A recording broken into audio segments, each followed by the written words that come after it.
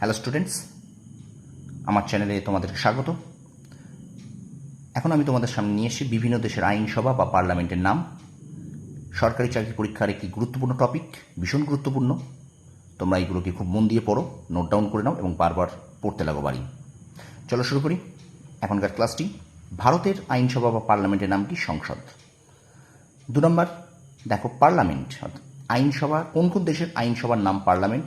এগুলো অনেকগুলো নাম আছে: Canada, Malaysia, Poland, Morocco, Finland, Singapore, Congo, Sri Lanka, Italy, Ireland এবং নিউজিল্যান্ড। তোমাদেরকে এগুলো একটু মনে রাখতে হবে। আমি চেষ্টা করব তোমাদেরকে পরবর্তী ক্লাসগুলো যদি পারি একটা ছক দিয়ে দেবো।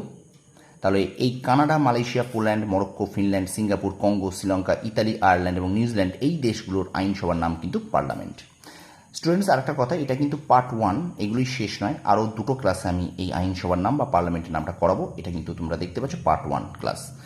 পরে দেখো, জাপানের আইনসভার নাম ডায়েট, সুইডেনের আইনসভার নাম রিক্স ড্যাগ, জার্মানির আইনসভার নাম রিক্স ট্যাগ। এখানে দেখো ট আছে। সুইডেন রিক্স ড্যাগ আর জার্মানি রিক্স ট্যাগ।